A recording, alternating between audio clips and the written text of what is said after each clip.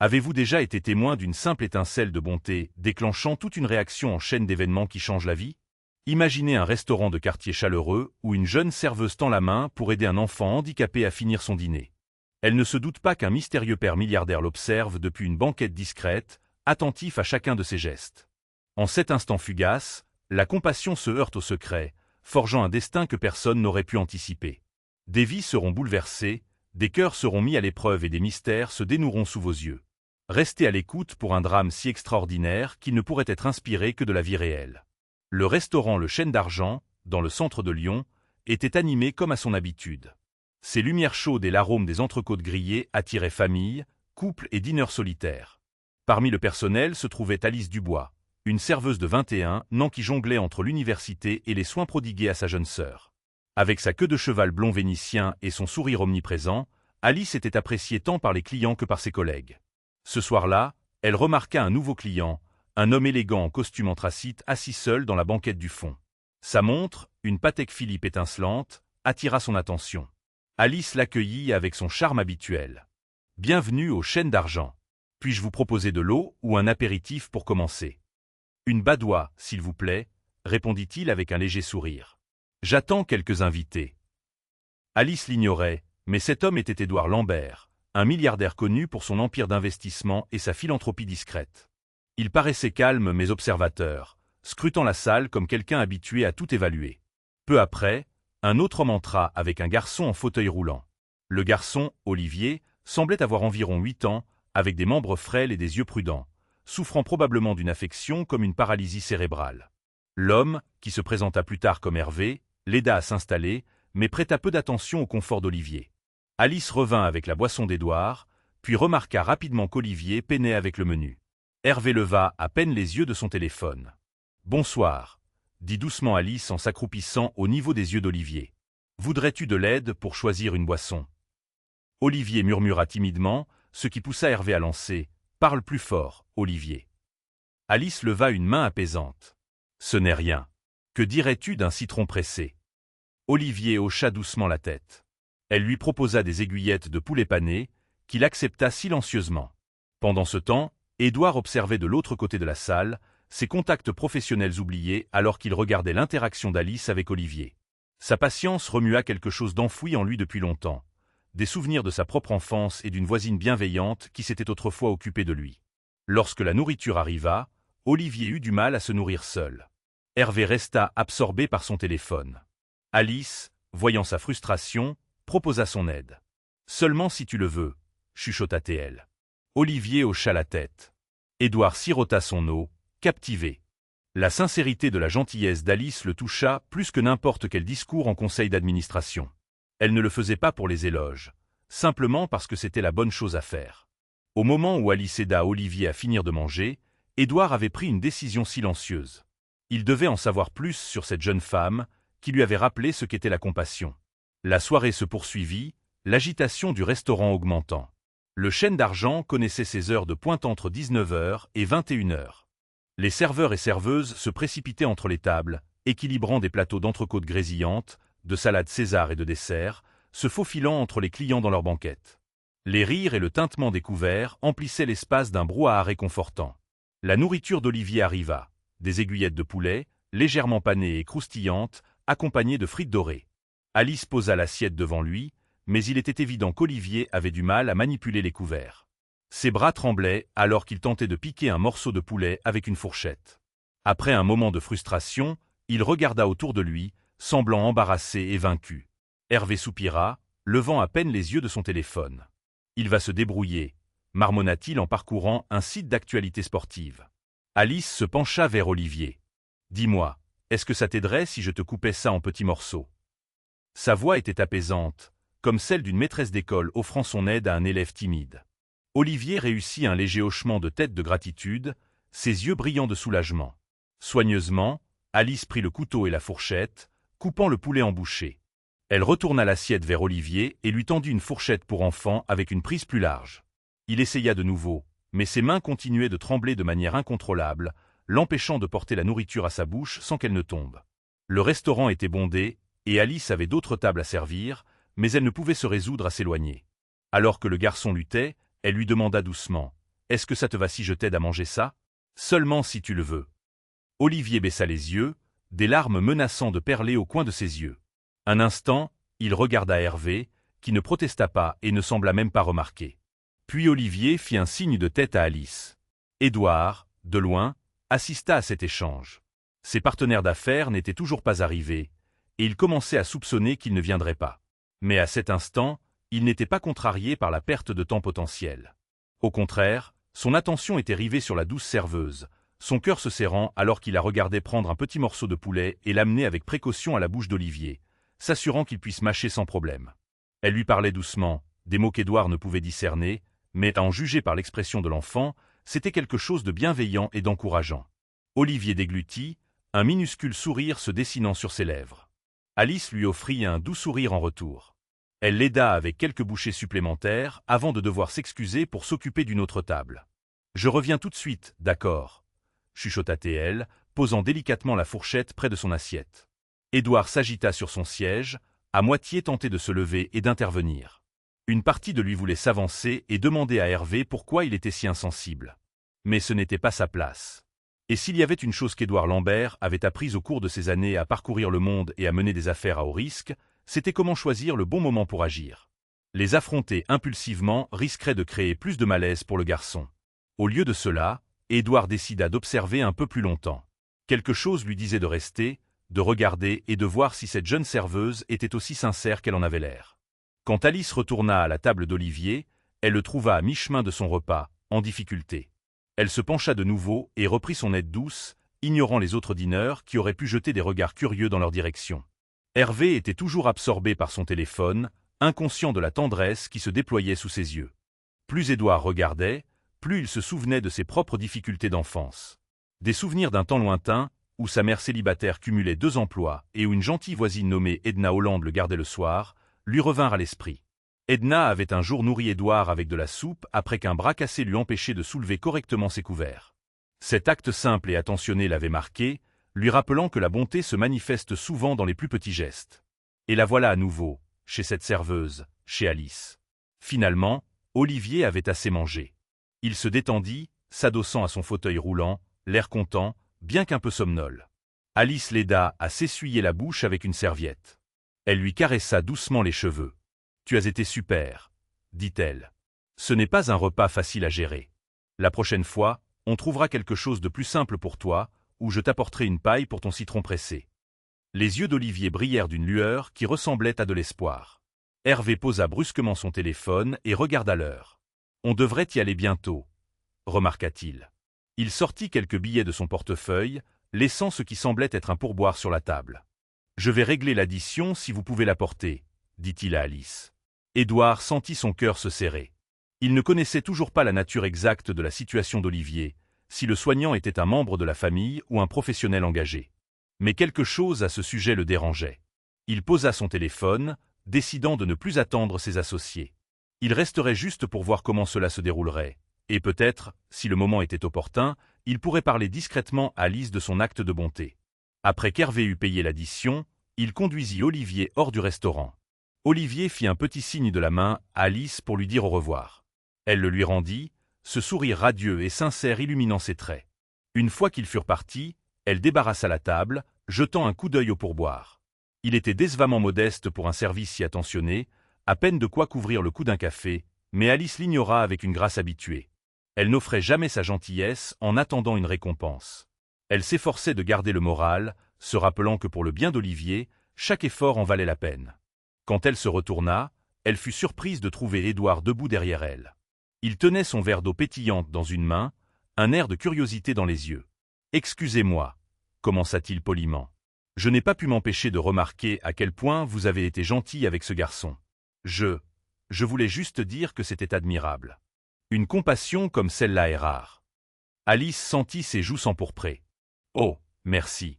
Il avait juste besoin d'un petit coup de main, c'est tout. » Elle hésita, regardant autour d'elle, craignant que son manager ne la gronde pour avoir bavardé alors que d'autres tables attendaient. « Est-ce que je peux vous servir quelque chose, monsieur ?» « En fait, » dit Édouard, « j'attendais quelqu'un, mais ils n'ont pas pu venir. Cela vous dérangerait-il si je m'asseyais dans votre section? J'aimerais finalement dîner, et peut-être pourrons-nous parler. » Vous semblez intéressante. Alice cligna des yeux, décontenancée. Flirtait-il ou était-il simplement curieux? Elle regarda la banquette vide près de la fenêtre et l'Y conduisit. Bien sûr, je peux vous installer ici. Est-ce que ça vous va? Oui, merci, répondit Édouard en se glissant dans la banquette. Il posa son téléphone sur la table. Je vais essayer le plat du jour ce soir, ce que le chef recommande. Elle hocha la tête mentalement, notant le plat du jour. Un saumon grillé avec sauce au beurre citronné et légumes rôtis, un classique de la région. Elle prit la commande, soulagée qu'il ne semble pas avoir d'autres questions pour le moment, et se dirigea vers la cuisine. Alors que le coup de feu du dîner se prolongeait, Alice trouvait des moments pour s'occuper de la table d'Édouard, remplissant son verre d'eau et s'assurant que son repas lui convenait. Elle était polie, mais son esprit bouillonnait de curiosité. Cet homme se comportait différemment de la plupart des clients. Elle avait vu de nombreuses personnes fortunées dîner ici, mais quelque chose dans l'aura d'Édouard était plus contrôlé, plus observateur. Elle n'arrivait pas à mettre le doigt dessus. Quand le repas d'Édouard arriva, il le regarda brièvement avant de reporter son attention sur Alice. « Je suis curieux. Depuis combien de temps travaillez-vous ici? Vous êtes très doué pour gérer les situations difficiles. » Alice haussa modestement les épaules. « Je suis ici depuis environ 1 an et demi. C'est un travail à temps partiel pendant que je suis à l'université de Lyon. » Édouard hocha la tête, coupant son saumon méticuleusement. « Quelle est votre filière? » Un peu de fierté brilla dans ses yeux. Administration des affaires avec une spécialisation en gestion d'organismes à but non lucratif. Mon rêve est de diriger un jour un centre communautaire, ou peut-être une association qui aide les enfants handicapés. Une lueur d'admiration toucha l'expression d'Édouard. Il prit une bouchée de son repas, hochant la tête en signe d'approbation avant de continuer. C'est très noble. Puis-je vous demander ce qui vous a inspiré à choisir cette voie? Alice hésita. D'habitude, elle ne se confiait pas aux clients, mais le ton respectueux d'Édouard la désarma. J'ai une sœur cadette, Lise, expliqua-t-elle. Elle a 15 ans et a des besoins spécifiques, le syndrome d'Asperger. En grandissant, j'ai vu à quel point un professeur ou un soignant bienveillant pouvait faire la différence. Cela a complètement changé notre monde pour le mieux. Je veux être cette différence pour d'autres familles. Édouard absorba chaque mot comme s'il s'agissait d'un détail crucial dans une transaction commerciale. C'est tout à fait louable, dit-il doucement. Et comment vous trouvez-vous ici? Êtes-vous bien traité? Oui, ça me plaît, répondit Alice en repoussant une mèche de cheveux rebelles dans sa queue de cheval. C'est parfois fatigant de concilier travail et études. Mais le personnel est bien. Mon manager, Jean-Pierre, est compréhensif et nous avons une clientèle variée, certains gentils, d'autres difficiles. Elle eut un petit rire en se remémorant quelques expériences désagréables. Édouard l'étudia un moment. Puis il plongea la main dans sa poche et en sortit une carte de visite. Il la fit glisser sur la table, face cachée. « J'ai une proposition, » dit-il tranquillement, bien que son ton mêlât sincérité et prudence. « Je fais du travail philanthropique. Si vous êtes sérieuse au sujet des associations, je pourrais peut-être vous aider. Mon nom est Édouard Lambert. » Elle prit la carte, la retournant. Ses yeux s'écarquillèrent en lisant « Lambert Global Investissement et Philanthropie ». Son nom était en haut, suivi d'un numéro de téléphone et d'une suite de bureaux dans un gratte-ciel qu'elle reconnut comme l'une des adresses les plus prestigieuses de Lyon. Elle le regarda, surprise. Lambert. J'ai déjà entendu ce nom. En effet, les nouvelles locales et les blogs financiers couvraient fréquemment les transactions majeures orchestrées par le mystérieux fondateur de Lambert Global, un milliardaire reclus connu à la fois pour ses investissements stratégiques et ses œuvres philanthropiques qui voyaient rarement le jour. Édouard s'éclaircit légèrement la gorge. Je n'essaie pas d'être familier, mais j'admire votre compassion et votre détermination.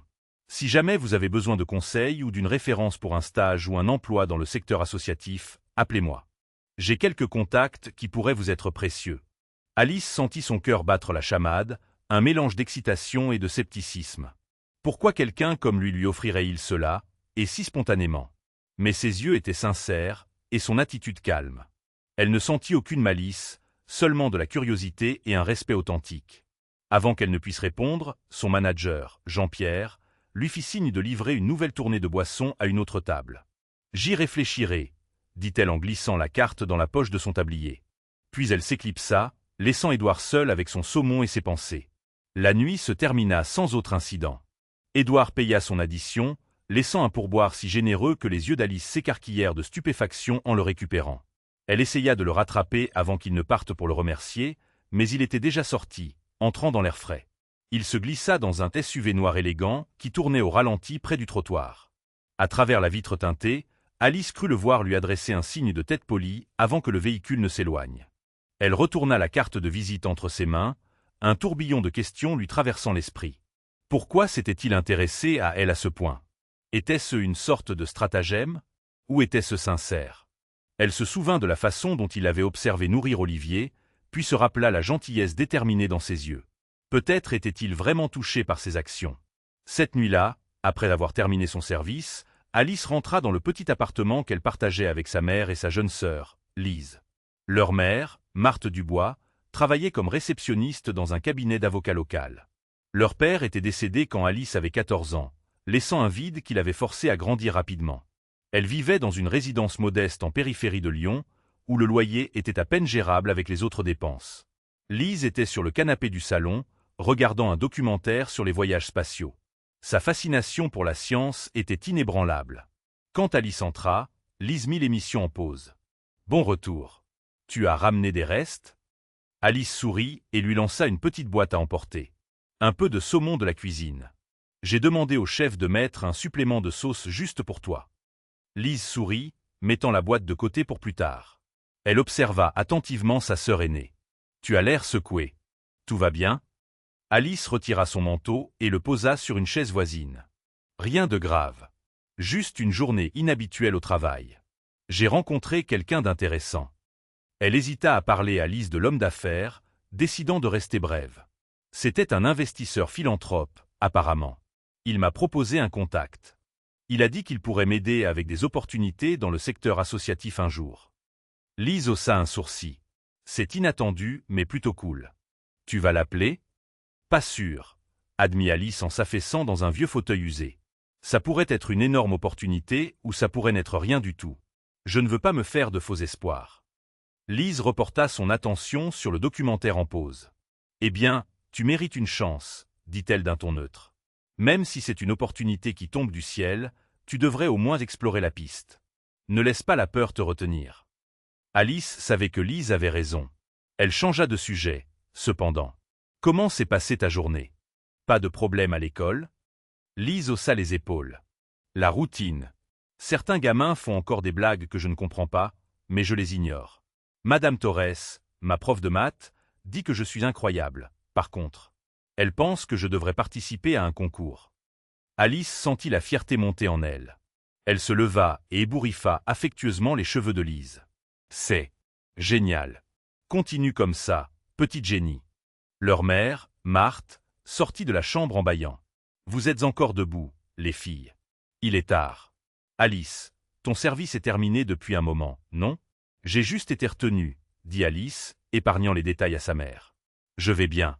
Je vais bientôt me coucher. Ouais, moi aussi, ajouta Lise. Alors qu'elles se dirigeaient chacune vers leur chambre, l'esprit d'Alice s'attardait sur le sourire tranquille d'Olivier, sur le regard perçant d'Édouard, sur cette carte de visite qui brûlait un trou dans la poche de son tablier.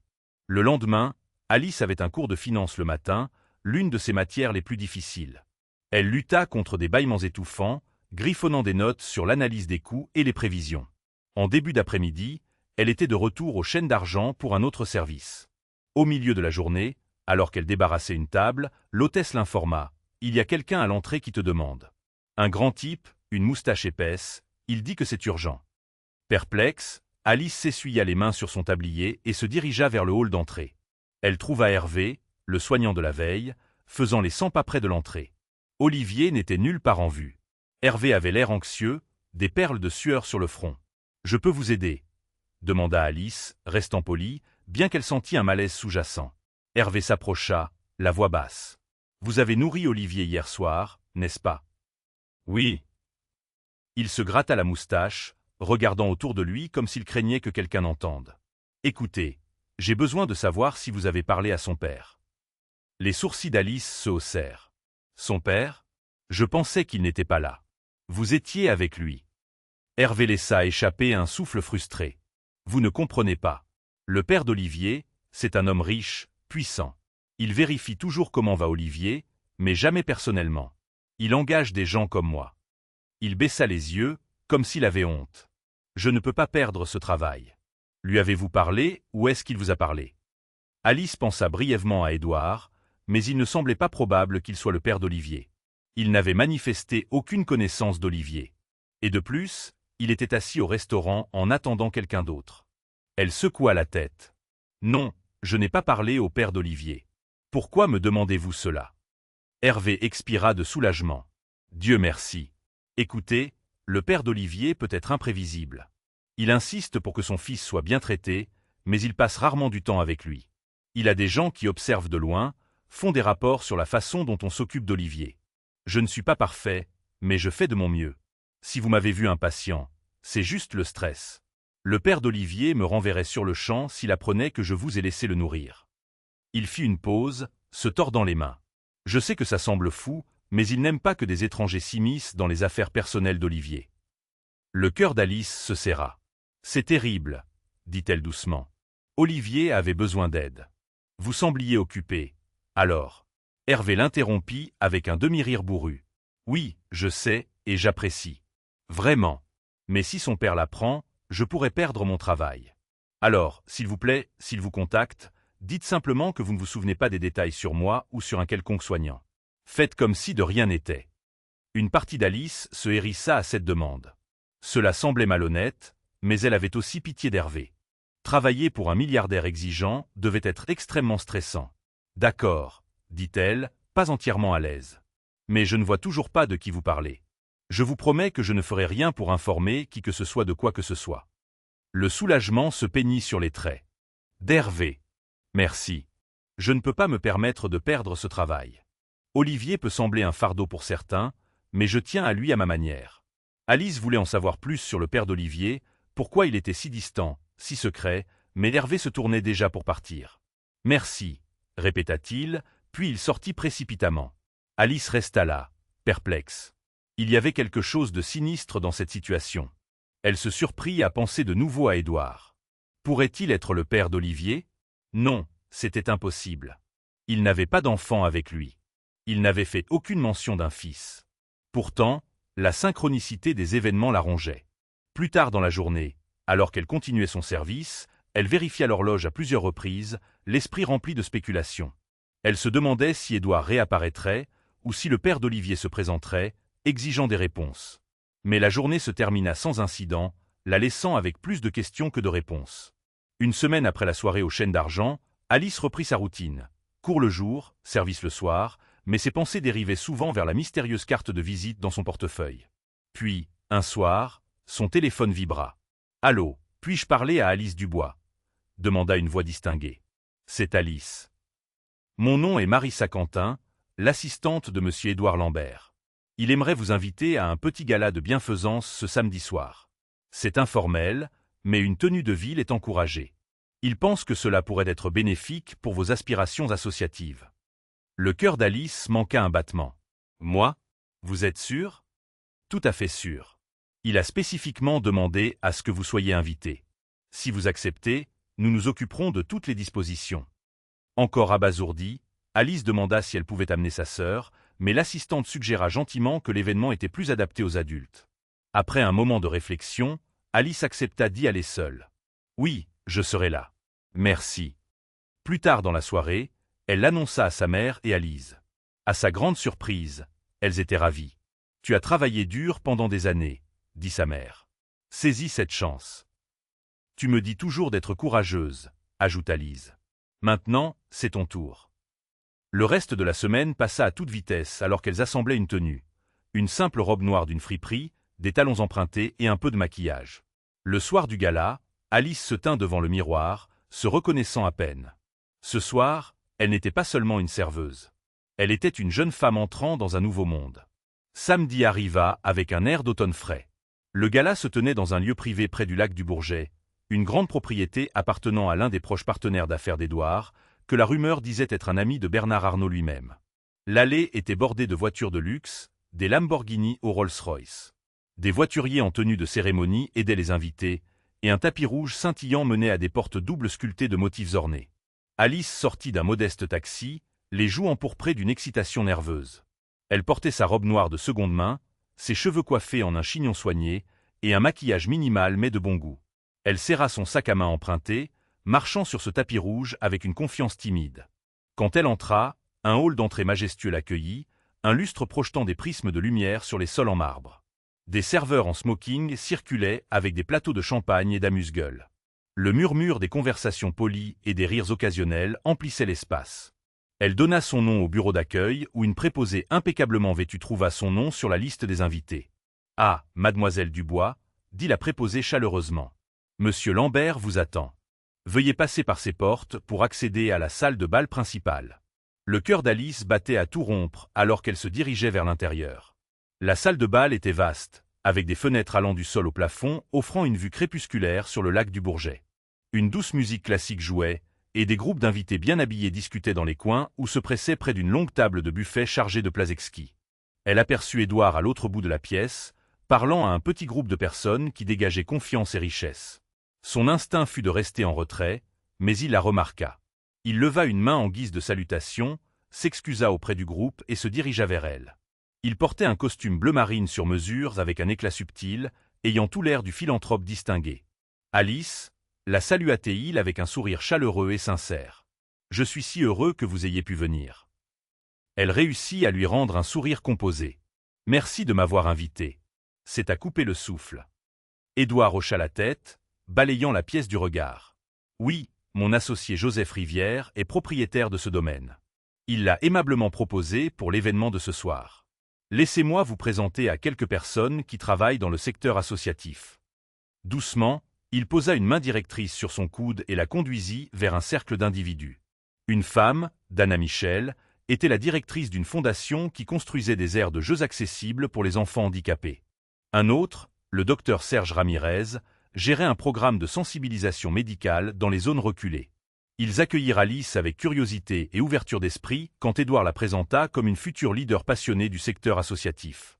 En conversant, Alice les trouva étonnamment simples. Ils partageaient des conseils sur la collecte de fonds, le bénévolat et les réalités du travail administratif dans les organisations caritatives. L'anxiété d'Alice commença à se dissiper, remplacée par une excitation sincère. Ces personnes étaient une mine de connaissances, et elle ne la méprisait pas pour être une serveuse ou une étudiante. Elle louait ses aspirations. En parlant avec Dana, Alice mentionna Olivier en passant. Elle expliqua comment le fait de nourrir un garçon handicapé dans son restaurant avait ravivé un sens plus profond de sa vocation. Dana hocha la tête avec empathie. C'est comme ça que ça commence pour beaucoup de gens. Une expérience poignante change votre perspective.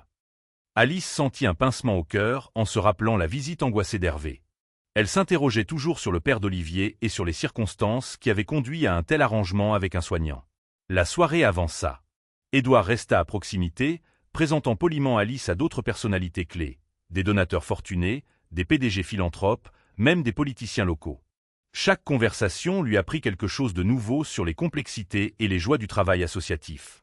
Elle sirota un verre de cidre pétillant, n'étant pas assez âgée pour boire du champagne, et laissa l'énergie de l'événement l'envelopper.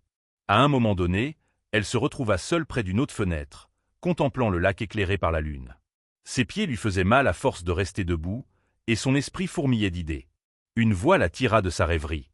Quelle vue, n'est-ce pas? C'était Édouard. Il se tenait à côté d'elle, regardant le lac. J'aime la façon dont le clair de lune danse sur l'eau. Elle se tourna vers lui. C'est magnifique. Merci de m'avoir invité. J'ai appris plus en quelques heures ici qu'en des mois de cours. Un petit rire lui échappa. Rien ne vaut l'expérience du terrain. La plupart des gens dans ma position pourraient facturer des milliers d'euros pour une place à une table avec ces personnes. Il fit une pause, puis ajouta sérieusement. Mais j'ai vu quelque chose en vous ce soir-là. Votre gentillesse, votre humilité. Cela m'a rappelé quelqu'un que j'ai connu il y a longtemps. Alice sentit un tourbillon de curiosité, mais ne voulut pas être indiscrète. Au lieu de cela, elle dit « J'apprécie l'aide. Je veux faire quelque chose de significatif de ma vie. » Édouard hocha la tête d'un air pensif, glissant une main dans sa poche. « Moi aussi, » dit-il, le regard lointain. « Parfois, avoir tout l'argent du monde n'est rien comparé au sentiment d'avoir un impact réel. » Puis, comme s'il remarquait sa fatigue, il demanda « Voulez-vous vous asseoir un instant? Il y a un salon plus calme au bout du couloir. » Elle le suivit au-delà de la salle de bal principale dans une pièce plus petite et plus confortable avec des fauteuils moelleux et un éclairage doux. Seuls quelques autres invités s'y attardaient, absorbés par des conversations à voix basse. Ils s'installèrent dans 2 fauteuils face à face. Un serveur plaça discrètement des verres d'eau fraîche sur une table d'appoint et partit. Édouard se pencha en avant, les coudes sur les genoux. Vous avez probablement deviné que je ne suis pas un investisseur ordinaire. Je me concentre sur des projets philanthropiques, mais je suis aussi très impliqué dans les fusions et acquisitions d'entreprises à l'échelle mondiale. C'est trépidant. Mon emploi du temps est insensé, mais je continue parce que, eh bien, peut-être que j'essaie toujours de combler un vide. Alice écoutait attentivement, sentant une vulnérabilité dans son ton. Vous avez mentionné que vous avez vu en moi quelqu'un qui vous rappelait quelqu'un. Il hocha la tête. Oui, une femme qui m'a aidé quand j'étais enfant, Edna Holland. Je l'ai brièvement mentionnée ce soir-là au restaurant. Ce n'était pas une parente, juste une voisine. Mais elle s'est occupée de moi quand ma mère ne le pouvait pas. Elle était altruiste, gentille, ne demandant jamais rien en retour. Vous, nourrissant ce garçon, cela a ravivé un souvenir que je n'avais pas touché depuis des années. Le cœur d'Alice s'attendrit à cette révélation. C'est magnifique, dit-elle doucement. Il sourit, bien qu'une tristesse persistât dans ses yeux. Edna est décédée quand j'étais à l'université. Je n'ai jamais pu la remercier correctement pour tout ce qu'elle a fait. Peut-être qu'en quelque sorte, vous aider à trouver votre voie est ma façon de payer cette dette. Alice posa doucement sa main sur la sienne. Elle commençait à voir l'homme derrière la richesse, un homme qui portait des chagrins et des regrets privés. Ils discutèrent encore un moment, parlant d'associations, d'objectifs de vie et de petits détails personnels. Alice se sentait étonnamment à l'aise en sa présence malgré son statut. Finalement, Édouard s'excusa pour prononcer un court discours sur le podium de la salle de bal principale. Alice retourna dans la foule, animée d'un nouveau sens du devoir. Mais alors, quelque chose attira son attention, ou plutôt quelqu'un. Debout près de la table du buffet, l'air raide et déplacé, se trouvait Hervé, le soignant. Alice cligna des yeux, incertaine si ses yeux la trompaient. Pourquoi serait-il ici? Elle s'approcha prudemment. Il la vit venir et détourna rapidement le regard comme s'il voulait disparaître dans la foule, mais elle l'intercepta. « Monsieur Hervé ?» demanda-t-elle, la voix empreinte de confusion. « Que faites-vous ici ?» Il jeta un regard nerveux autour de lui. « Vous ne devriez pas être ici, » dit-il à voix basse, agité. « Où est Olivier ?» Alice recula d'un pas, fronçant les sourcils. « Je suis ici à l'invitation de Monsieur Lambert pour un événement philanthropique. Je ne suis pas avec Olivier. Il n'est pas. Est-ce qu'il est ici ?» Les yeux d'Hervé balayèrent la pièce. « Non, il est avec son infirmière. Mais son père a insisté pour que je vienne. Il voulait que je noue des contacts, que je garde un œil sur les donateurs. Ou partenaires potentiels. Quelque chose à voir avec les programmes pour enfants handicapés. Écoutez, vous devez garder vos distances avec moi ce soir. Si vous mentionnez que vous avez nourri Olivier ou que nous avons parlé. » Alice leva une main, le coupant. « Je ne le ferai pas, détendez-vous. Mais je ne comprends pas pourquoi vous êtes si paranoïaque. Le père d'Olivier ne peut pas être aussi contrôlant. » Hervé la regarda comme si elle avait dit quelque chose d'absurde. « Vous n'avez aucune idée. Croyez-moi, vous ne voulez pas être dans ces mauvais papiers. Son père est un homme influent, puissant, qui a des yeux partout. » Avant qu'Alice ne puisse répondre, la foule éclata en applaudissements. Ils se tournèrent tous les deux pour voir Édouard descendre du podium, ayant conclu son discours. À cet instant, une horrible prise de conscience la frappa comme un éclair. Édouard Lambert, le père d'Olivier. Elle se remémora des bribes de conversation.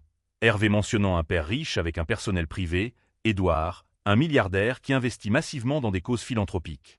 La coïncidence de la présence d'Édouard au restaurant le même soir qu'Olivier. L'attention inhabituelle qu'Édouard avait portée à son acte de gentillesse envers Olivier. Soudain, les pièces du puzzle s'assemblèrent. Édouard était le père d'Olivier. Et le soignant devant elle était pétrifié parce que son patron pourrait découvrir l'implication d'Alice dans l'alimentation d'Olivier. L'esprit d'Alice tourbillonna face aux implications. Édouard n'avait jamais révélé qu'Olivier était son fils. Son regard balaya la pièce jusqu'à ce qu'elle trouve Édouard au milieu d'une foule d'admirateurs et de donateurs. Il avait l'air calme, confiant, souriant occasionnellement pour une photo. Pourtant, il avait caché la vérité. Pourquoi? Hervé vit la prise de conscience poindre sur son visage. Il lui attrapa le coude, la panique dans la voix. « Vous ne devez pas dire un mot de cette nuit-là. Vous comprenez? Si Monsieur Lambert découvre que je ne m'occupais pas correctement d'Olivier. » Alice se dégagea, le cœur battant à tout rompre. Pourquoi cacherait-il qu'Olivier est son fils? Le visage d'Hervé se crispa de frustration. Parce qu'il est compliqué. Il aime son fils à sa manière, mais il le voit rarement. La honte, la culpabilité, je ne sais pas. Mais vous ne pouvez pas lui parler du fait que j'ignorais Olivier ce soir-là ou que je vous ai reproché de le nourrir. Il me renverra sur le champ. Prise dans un tourbillon de confusion, Alice ne pouvait que regarder Édouard de loin. C'était donc ça, le secret. Olivier était son fils handicapé, vivant dans l'ombre de l'empire de son père, éclipsé par des gestes philanthropiques qui, ironiquement, n'incluaient pas de soins paternels directs. Elle sentit une vague de colère et de trahison. Pourquoi Édouard l'avait-il choisi pour des éloges et des opportunités, tout en gardant le silence sur sa propre chair et son propre sang? Elle se souvint du visage timide d'Olivier, de son apparent besoin d'affection. Elle se rappela les discours d'Édouard sur ses missions philanthropiques, la tendresse dans ses yeux. Ces deux facettes pouvaient-elles coexister? Bientôt, l'événement reprit son cours. Hervé s'éclipsa, les yeux rivés sur son téléphone, informant probablement quelqu'un. Alice retrouva son sang-froid, bien que son cœur ait l'impression qu'il allait se briser en deux. Une partie d'elle voulait affronter Édouard immédiatement. Une autre partie insistait pour qu'elle parte discrètement. Mais alors, comme le destin l'a voulu, Édouard l'aperçut de l'autre côté de la pièce. Il s'approcha, souriant gracieusement. « Alice, j'espérais. » Il s'interrompit, remarquant son expression tumultueuse. « Quelque chose ne va pas ?» Elle déglutit avec difficulté, forçant sa voix à rester stable. « Pourrions-nous parler en privé ? J'ai une question. » Édouard, apparemment inquiet, la conduisit dans le même salon confortable où il s'était trouvé précédemment. Seule une petite poignée d'invités flânait près de l'entrée, c'était donc relativement privé. Il se tourna pour lui faire face, scrutant ses yeux. « Qu'est-ce qui se passe ? Vous avez l'air contrarié. » Le cœur d'Alice battait à tout rompre, mais ses mots sortirent plus accusateurs qu'elle ne l'avait prévu. « Vous êtes le père d'Olivier, n'est-ce pas ?» Son visage se crispa, une émotion proche de la panique vacillant dans ses yeux. « Comment avez-vous ? J'ai vu Hervé ici, » répondit-elle. « Il m'en a dit assez. Pourquoi ne me l'avez-vous pas dit ? Pourquoi avez-vous agi comme si vous ne connaissiez pas Olivier ?» La voix d'Édouard se fit plus basse. « Je n'ai jamais agi comme si je ne le connaissais pas. J'ai simplement jamais dit qu'il était mon fils. C'est compliqué. » Des larmes piquèrent les yeux d'Alice, alimentées par la confusion et la déception. « Compliqué ? C'est votre fils, Édouard. Je l'ai nourri au restaurant parce que personne d'autre ne l'aidait. Il était seul. Votre soignant semblait à peine s'en soucier. Et vous regardiez tout le temps depuis le coin. Ça n'a aucun sens pour moi. » Édouard se passa une main dans les cheveux, désemparé. « Oui, j'étais là ce soir-là pour voir comment Olivier allait avec son soignant. Je fais des visites inopinées pour voir s'il est bien traité. Je vous ai vu le nourrir et cela m'a touché. Je voulais intervenir, mais je voulais voir comment Hervé gérait la situation. Honnêtement, il m'a déçu. Et vous ? Vous avez brillé. Vous m'avez rappelé qu'il y a encore des gens bons et altruistes dans le monde. » Alice prit une inspiration tremblante. « Ça n'explique pas pourquoi vous le cachez ou pourquoi vous êtes si distant. » Ses yeux se remplirent de culpabilité. « J'ai eu du mal à me connecter avec Olivier. Sa mère, elle est décédée en couche. Je m'en suis voulu. Je me suis enfoui dans le travail pour faire face, convaincu que si je jetais de l'argent sur ses besoins médicaux, cela résoudrait tout. Mais ce n'est pas le cas. Alors oui, j'ai du personnel pour s'occuper de lui, les meilleures thérapies, les meilleures écoles, mais je ne peux pas lui faire face au quotidien. Je vois en lui le rappel que j'ai laissé tomber sa mère. » Une vague d'empathie submergea Alice, entrant en collision avec sa colère. « Ce n'est pas la faute d'Olivier, » dit-elle doucement, des larmes menaçant de couler. « Il a besoin de son père, pas seulement de votre argent. » Édouard hocha la tête, clignant rapidement des yeux. « Je sais. Et j'ai essayé à ma manière maladroite. Ce travail philanthropique, une partie est pour lui, mais je suis trop lâche pour l'approcher directement. J'allais vous le dire un jour, mais je ne savais pas comment. J'avais peur que vous me jugiez. » Alice soupira lourdement, ses émotions tourbillonnant. « Je ne sais pas quoi penser en ce moment. Vous parlez de vouloir m'aider, mais peut-être devriez-vous vous concentrer sur l'aide à votre fils. Vous avez vu à quel point il est seul. Il s'est illuminé au plus petit acte de gentillesse. » Le visage d'Édouard se crispa de chagrin. « Vous avez raison, » murmura-t-il. « Et je veux changer ça. Je ne sais juste pas comment. » Le silence les enveloppa, épais de tension et de regrets inexprimés. Finalement, Alice dit, « Si vous voulez vraiment faire mieux, commencez par être là pour lui. Parlez-lui. Laissez-le sentir votre présence. L'argent ne peut pas remplacer l'amour d'un père. » Il hocha lentement la tête. « Vous avez absolument raison. Je dois revoir mes priorités. » Un tourbillon d'invités passa devant l'entrée du salon, riant, inconscient de la conversation chargée qui se déroulait à l'intérieur. Alors que la porte s'ouvrait momentanément, les sons du gala se précipitèrent, un contraste frappant avec le silence tendu entre Alice et Édouard. D'une voix calme, Édouard demanda « Voulez-vous m'aider ? Je sais que c'est injuste de demander, mais vous avez un don avec Olivier, un don que je n'ai pas réussi à reproduire. Peut-être pourriez-vous m'apprendre à me connecter avec lui. » Le cœur d'Alice se serra. Elle voulait aider Olivier, mais elle se sentait aussi dépassée par la demande d'Édouard. Elle le connaissait à peine au-delà de quelques conversations partagées, et pourtant elle sympathisait avec sa détresse. « Je ne peux pas être un substitut pour vous, » commença-t-elle prudemment. « Mais si vous êtes sérieux au sujet de la construction d'une relation avec lui, je peux vous offrir des suggestions ou vous aider à prendre contact, mais c'est finalement à vous de jouer. » Édouard tendit la main et lui serra doucement la sienne. « Merci, Alice. Je vous promets que si vous m'aidez avec ça, je ferai tout mon possible pour soutenir vos rêves de créer cette association. Je suis sincère à ce sujet. Laissez-moi vous le prouver. » Elle croisa son regard et vit pour la première fois non pas le magnate milliardaire, mais un homme brisé aux prises avec la culpabilité, désespéré de se racheter. Elle lui serra la main en retour, une reconnaissance silencieuse du moment. « Oui, » dit-elle finalement, la voix tremblante. « Pour le bien d'Olivier, je vous aiderai. » Au cours des semaines suivantes, la vie d'Alice prit un tournant surprenant.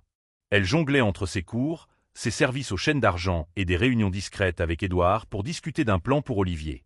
Lors de ces réunions, Édouard s'ouvrit davantage sur ses regrets. Il détailla le jour où Olivier était né prématurément, comment sa femme Rebecca avait souffert de complications. L'état d'Olivier était le résultat d'un manque d'oxygène à la naissance, aggravant le chagrin. Édouard s'était plongé dans la construction de son empire pour engourdir la douleur, employant une équipe de soignants en constante évolution. Alice insista sur le fait que le simple fait d'être présent ferait plus pour Olivier que tout l'argent du monde. Elle suggéra de petites étapes, des visites surprises qui se transformaient en courtes interactions positives, participer aux séances de kinésithérapie d'Olivier, apprendre à l'aider. Elle enseigna à Édouard que le contact, la communication douce et une présence constante étaient essentielles.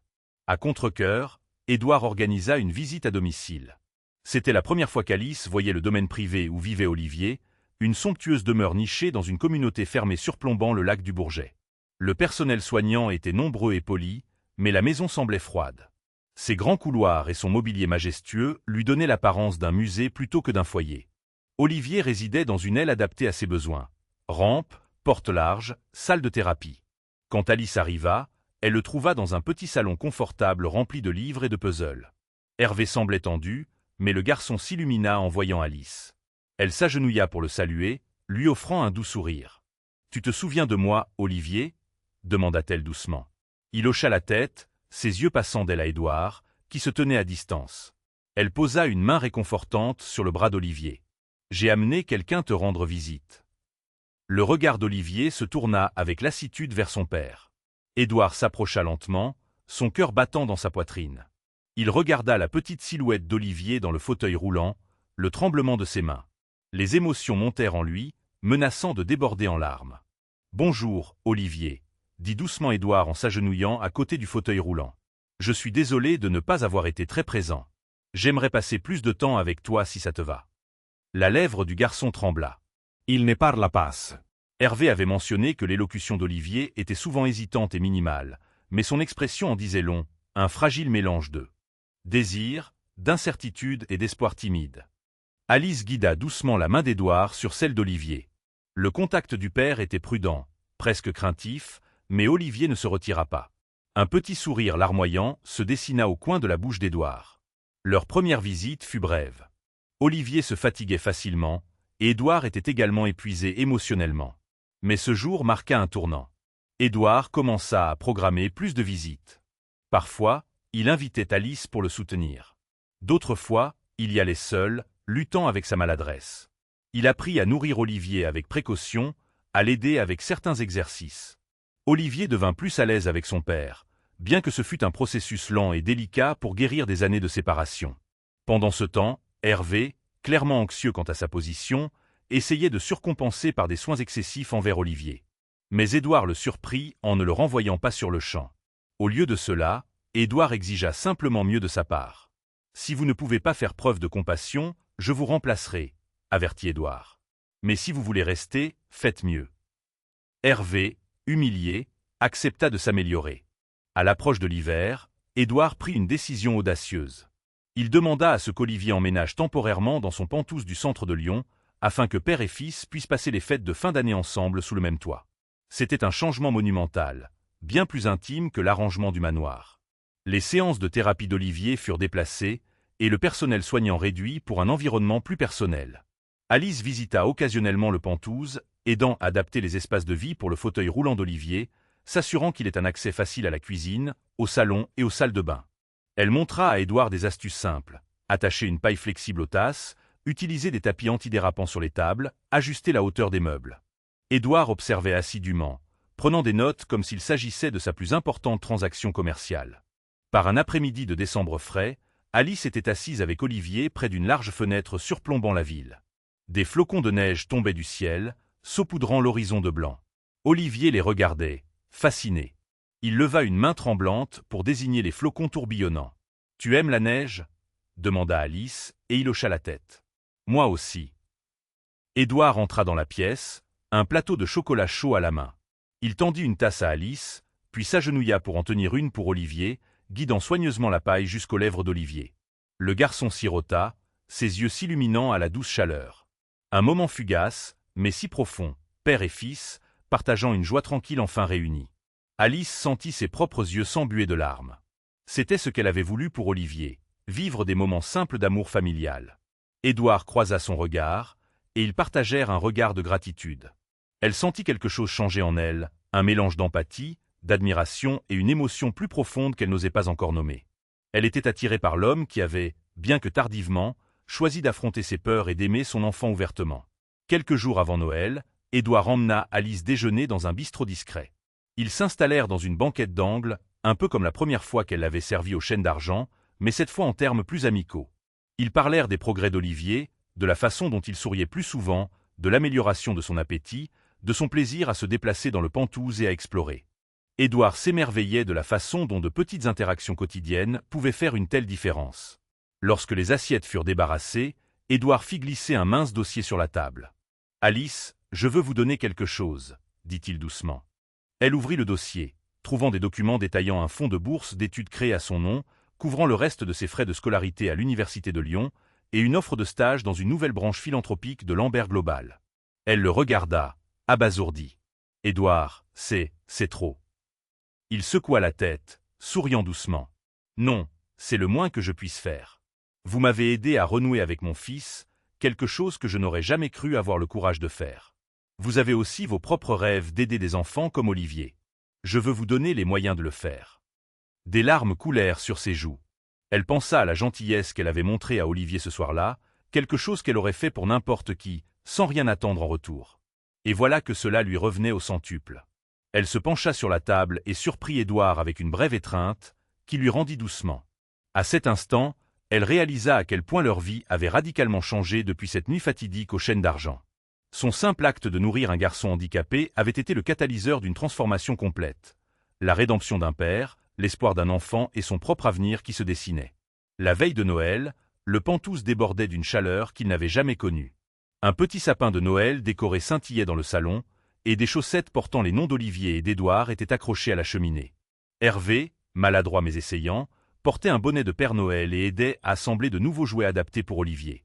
Une musique douce jouait en fond sonore, une playlist classique des fêtes avec Tino Rossi et Édith Piaf. Alice arriva avec sa mère Marthe et sa sœur Lise, qu'Édouard avait toutes invitées à se joindre à la célébration. Lise était excitée mais nerveuse, s'accrochant au bras de sa mère. Cependant, une fois qu'elle vit Olivier, sa curiosité prit le dessus. « Salut » dit Lise en lui faisant un petit signe de la main. Olivier lui rendit son signe, captivé par ses yeux vifs et curieux. Lise, qui comprenait les défis de la neurodivergence, parla à Olivier avec une douceur naturelle, lui demandant s'il aimait lire ou résoudre des énigmes. Elle mentionna même ses propres expériences à l'école. Malgré l'élocution limitée d'Olivier, les deux semblaient se connecter à un niveau qui transcendait les mots. Marthe discuta avec Édouard, le remerciant poliment d'avoir aidé Alice avec ses études. Elle posa des questions sur les thérapies d'Olivier, s'intéressant sincèrement à ses progrès. Édouard répondit avec humilité et sincérité, attribuant une grande partie de ses progrès aux conseils d'Alice. Finalement, après avoir partagé un repas chaleureux, échangé de petits cadeaux et ri ensemble, Ils se rassemblèrent tous autour d'Olivier pour le regarder ouvrir ses présents. Édouard lui tendit une boîte emballée. À l'intérieur se trouvait une tablette spécialisée conçue avec un logiciel accessible pour faciliter la communication. Les yeux d'Olivier s'illuminèrent alors qu'il explorait ses fonctionnalités, appuyant sur des icônes qui vocalisaient des mots. Il réussit à esquisser un sourire qui fit monter les larmes aux yeux d'Édouard. Dans cette atmosphère sincère, une nouvelle dynamique familiale émergea. Une dynamique construite sur l'empathie, l'amour et les secondes chances. Tout le monde le sentait. Les cœurs changeaient, les murs tombaient, et dans un tourbillon de joie festive, l'espoir renaissait. Dans les mois qui suivirent, Alice se plongea corps et âme dans son stage à la branche philanthropique de Lambert Global. Elle rencontra des directeurs de fondations, apprit les ficelles de la rédaction de demandes de subventions et commença à façonner sa vision d'une association à but non lucratif destinée aux enfants handicapés, leur offrant des thérapies, une intégration sociale et un soutien familial. Édouard la présenta à des sommités du domaine, y compris des figures philanthropiques de la vie réelle, comme Liliane Bettencourt par exemple, qui portait un vif intérêt à combler les lacunes éducatives pour les enfants ayant des besoins spéciaux. Olivier continua de vivre à temps partiel dans le Pantouse d'Édouard, s'épanouissant grâce à la nouvelle proximité avec son père. Certains week-ends, il visitait le manoir familial, offrant à Olivier une pause de l'agitation de la ville. Au fil du temps, père et fils construisirent une routine. Lire des livres ensemble avec l'aide de technologies accessibles, pratiquer des exercices d'élocution et simplement profiter de la compagnie de l'un et l'autre. La relation était encore fragile, nécessitant des soins et une patience constants, mais elle n'était plus entachée par l'évitement et la culpabilité. La remise des diplômes d'Alice approchait, et Édouard insista pour organiser un dîner de célébration. En peu de temps, elle était passée d'une serveuse surmenée luttant pour équilibrer ses responsabilités à une passionnée du secteur associatif en plein essor, avec des relations qui pourraient propulser son rêve dans la réalité. Un soir, alors qu'il marchait au bord du lac près du domaine d'Édouard, il la remercia une fois de plus. « Vous avez changé ma vie », dit-il en s'arrêtant pour lui faire face. Le soleil couchant projetait des teintes ardentes sur l'eau. « J'ai renoué avec Olivier d'une manière que je n'aurais jamais cru possible. Je vous suis vraiment redevable. » Elle sourit, glissant une mèche de cheveux derrière son oreille. « C'est vous qui avez choisi d'être assez courageux pour faire face à Olivier. Je n'ai fait que vous pousser un peu, et regardez le chemin que vous avez parcouru tous les deux. » Ils se regardèrent dans les yeux un long moment, une tendresse tacite passant entre eux. Bien que l'histoire de leur relation soit encore en train de s'écrire, une chose était claire. Un lien indéfectible s'était formé, forgé dans la compassion, la vulnérabilité partagée et la promesse d'un avenir meilleur. Parfois, les plus petits actes de compassion déclenchent les transformations les plus éclatantes. Alice n'aurait jamais imaginé que nourrir un garçon handicapé et seul dans son restaurant pourrait déceler le cœur gardé d'un puissant père milliardaire. Pourtant, grâce à sa gentillesse, Édouard a renoué avec son fils, surmontant des années de culpabilité et d'isolement. Ensemble, ils ont forgé un nouvel avenir, rempli de liens familiaux, de guérison et du lancement d'une association qui changera la vie d'enfants comme Olivier. Leur histoire nous rappelle que l'amour et l'empathie sincère peuvent transcender même les plus grands fossés, illuminant des possibilités que nous jugions autrefois impossibles. Cette histoire vous a-t-elle ému? Croyez-vous au pouvoir de la gentillesse et des secondes chances? Si oui, nous vous invitons à aimer, partager et vous abonner à notre chaîne. Faites connaître ce conte réconfortant afin que nous puissions inspirer encore plus de gens à voir comment un seul geste d'amour peut transformer d'innombrables vies. Merci de nous avoir suivis et ne sous-estimez jamais la différence que vous pouvez faire.